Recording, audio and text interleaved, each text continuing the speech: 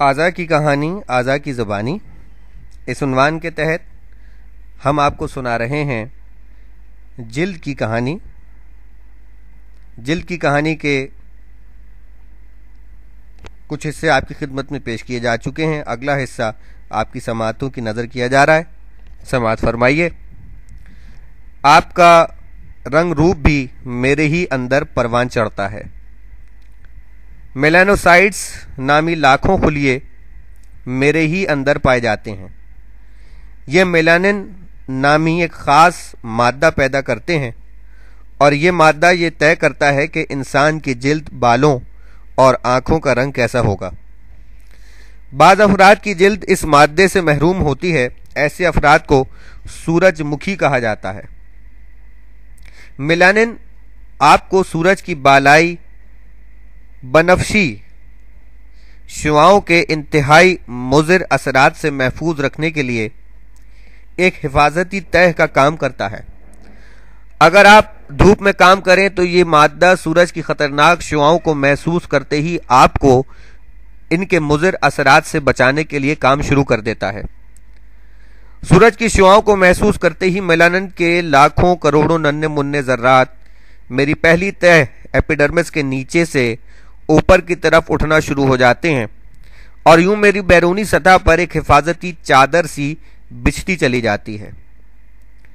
आपने देखा होगा कि जिल्द का जो हिस्सा ज्यादातर धूप में रहे उसका रंग बाकी जिल्द के मुकाबले में गहरा हो जाता है। बहुत से लोगों के चेहरे पर झाइयां पड़ जाती हैं। ये मेलानिन नामी मादे के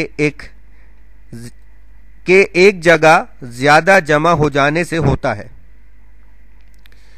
मेरे अंदर मौजूद आसाब का पेचीदा नेटवर्क कुदरत की तख्लीक का अनोखा नमूना है।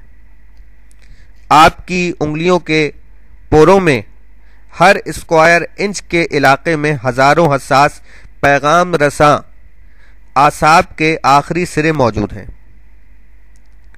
ये पुरस्रार आसाबी निज़ाम जिस्म के दूर दराज सरहदी इलाकों के बारे में दिमाग को लातादाद सिग्नल्स हर लम्हे रवाना करता रहता है। इन्हीं पैगामात की बुनियाद पर दिमाग जिस्म के दूसरे आज़ा और गुदूद को अहकामात जारी करता है। मसलन आप शदीद सर्दी में हो तो मेरे सर्दी को महसूस करने वाले हसास आलात इसकी इत्तला दिमाग को फराहम करते हैं। दिमाग इस इमरजेंसी से निपटने के लिए जिल्द को सुकड़ जाने का हुक्म जारी करता है। जिल्द सुकड़ती है तो इसके खिंचाव के सबब आपके जिस्म का रुआं खड़ा हो जाता है। रुआं खड़ा होने से जिस्म के अंदरूनी इलाके सर्दी के असरात से मजीद महफूज हो जाते हैं। ये असाबी निज़ाम दिमाग को बाहर के दर्जा हरारत, हवा में नमी के तनासुब और मौसम के बारे में ताज़ा तरीन मालूमात फराहम कर रहा होता है।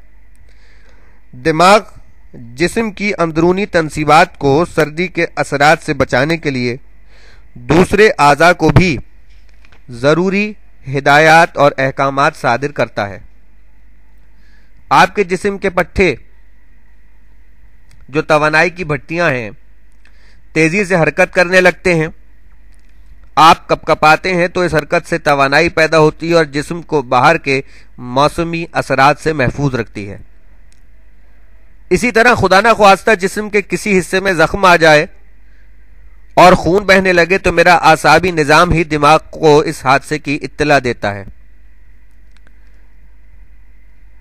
इस हादसे के बाद किस कदर हैरान कुन सरगर्मियां रोनुमा होती हैं, इसकी तफसील आप दौरान खून और थाइमिस के कहानी में सुन चुके हैं।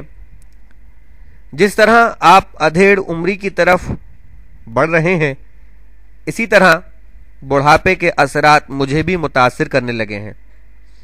45-50 साल के बाद मेरी दबाजत में कमी वाक़ होने लगती है। मोटाई कम होती है तो मैं ज़्यादा ट्रांसपेरेंट हो जाती हूँ। इस उम्र में आपकी शरियानें और वरीदें आपके हाथ की ऊपरी सतह पर नुमाया होने लगती हैं। मेरे नीचे मौजूद चर्बी की तह भी बतदरीज गायब होती जाती है। इसी के सबब मेरे अंदर झुर्रियां पैदा हो जाती हैं, आंखों के करीब लकीरें बन जाती हैं, गर्दन की खाल नीचे को लटक जाती है। मेरे लिए सबसे बड़ा खतरा कैंसर है। जिल्द के कैंसर की सबसे आम वजह सूरज की शुआएं हैं। धूप में ज्यादा वक्त गुजारने वाले इस बीमारी का ज्यादा शिकार होते हैं। धूप की ज्यादती मुझे वक्त से पहले बूढ़ा करने में भी खास किरदार अदा करती है।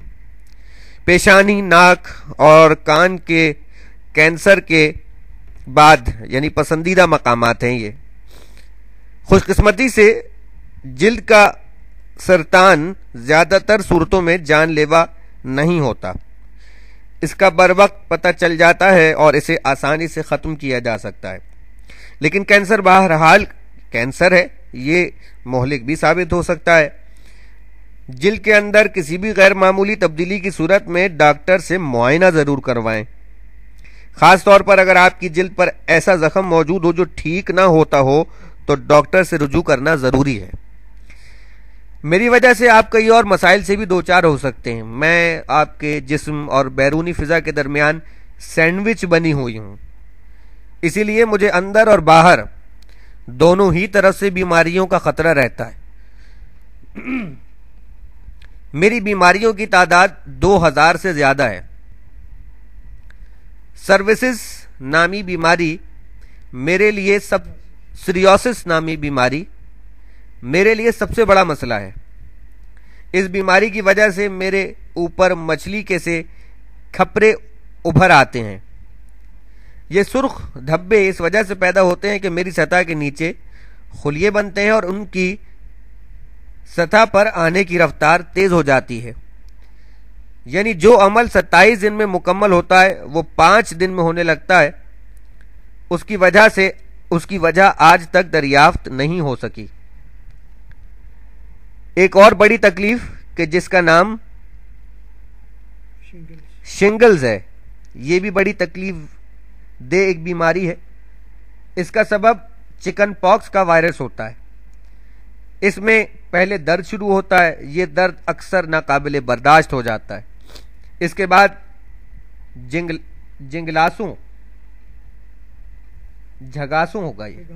झगासों में छाले पड़ जाते हैं।